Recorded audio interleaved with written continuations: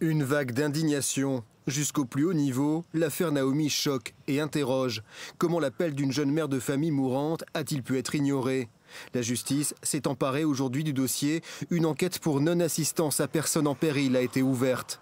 Elle apportera peut-être des explications à la famille de Naomi, en quête de vérité sur le traitement de cet appel, et pas seulement sur le ton employé par l'opératrice du SAMU. Est-ce qu'il y avait un médecin régulateur qui était présent, qui a participé à cet entretien téléphonique ou non? Est-ce que c'est une décision qu'elle a prise de son propre chef de ne pas envoyer le SAMU?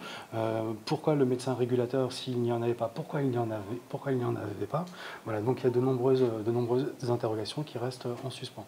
Et comme je vous le dis, la famille ne souhaite absolument pas que l'on charge uniquement, exclusivement l'opératrice. Une opératrice expérimentée, ancienne ambulancière dont on ne sait pas encore dans quel état d'esprit elle était en ce 29 décembre 2017.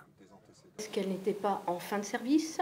Est-ce qu'il n'y avait pas une surcharge de travail? Est-ce qu'il n'y a pas un burn-out derrière? Donc il y a un certain nombre de questions qui doivent être posées sur les conditions de travail en général et en particulier des urgences. C'est toute une profession qui est montrée du doigt et qui accuse le choc. Au SAMU strasbourgeois, une trentaine d'appels menaçants ont été réceptionnés. Des propos du type vous êtes des meurtriers, on vous le fera payer.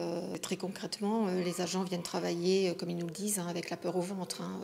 Ils se sentent menacés, eux, physiquement, mais pas seulement.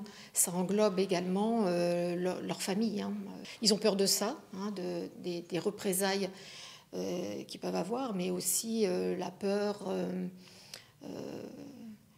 qu'une telle situation leur arrive également.